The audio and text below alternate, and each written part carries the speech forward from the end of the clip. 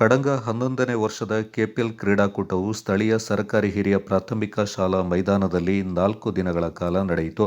ಕ್ರೀಡಾಕೂಟದ ಸಮಾರೋಪ ಸಮಾರಂಭದ ಅಧ್ಯಕ್ಷತೆಯಿಂದ ಕೆಪಿಎಲ್ 11ರ ಆವೃತ್ತಿಯ ಅಧ್ಯಕ್ಷರಾದ ರಹೀಂ ಟಿಎಂ ಅವರು ಅಧ್ಯಕ್ಷತೆ ವಹಿಸಿದ್ರು.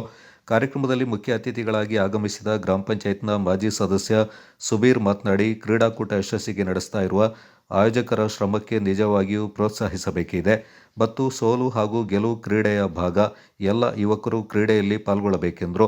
ಮತ್ತೊಬ್ಬ ಅತಿಥಿಗಳಾದ ಜಿಲ್ಲಾ ಪಂಚಾಯತ್ನ ಮಾಜಿ ಸದಸ್ಯ ಕಿರಣ್ ಕಾರ್ಯಪ್ಪ ಮಾತನಾಡಿ, ಕಡಂಗ ಭಾಗದಲ್ಲಿ ಕ್ರೀಡಾಕೂಟಗಳು ಹೆಚ್ಚುತ್ತಾ ಇದ್ದು ಯುವ ಪ್ರತಿಭೆಗಳು ಗುರುತಿಸುವಂತಾಗಲಿ ಮತ್ತು ಇನ್ನಷ್ಟು ಕ್ರೀಡೆಗಳು ಯಶಸ್ವಿಯಾಗಿ ನಡೆಯಲಿ ಅಂತ ಹಾರೈಸಿದರು.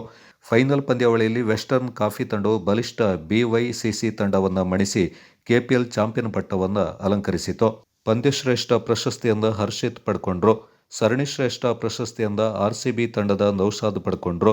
ಉತ್ತಮ ಬೌಲರ್ ಪ್ರಶಸ್ತಿಯಿಂದ ನಂಜಪ್ಪ ಪಡ್ಕೊಂಡ್ರು. ಉತ್ತಮ ತಂಡ ಪ್ರಶಸ್ತಿಯಿಂದ ರೈಸಿಂಗ್ ಸ್ಟಾರ್ ತಂಡ ಪಡೆದುಕೊಂಡಿತು. ಅತ್ಯಧಿಕ ಕ್ಯಾಚ್ ಪಡೆದ ಪ್ರಶಸ್ತಿಯಿಂದ ಜುನೈದ್ ಕೆಎಂ ಉದಯೋನ್ಮುಖ ಆಟಗಾರನಾಗಿ ಗಗನ್ ಆಯ್ಕೆಗೊಂಡ್ರು. ಈ ಸಂದರ್ಭ ಉನ್ನತ ಅಂಕಗಳೊಂದಿಗೆ ವಿಜೇತರಾದ ವಿದ್ಯಾರ್ಥಿಗಳನ್ನು ಆಯೋಜಕರ ವತಿಯಿಂದ ಸನ್ಮಾನ ಮಾಡಲಾಯಿತು. ಕಾರ್ಯಕ್ರಮದಲ್ಲಿ ಜಮಾತ್ ಅಧ್ಯಕ್ಷರಾದ Abdulla, Junaid CA, Abubakkar MM, Gagan, Razak PE, Iqbal, Salam ಮತ್ತಿತರ ಪ್ರಮುಖರು ಪಾಲ್ಗೊಂಡಿದ್ದರು. Kodagu channel news, Naufal, Kadanga.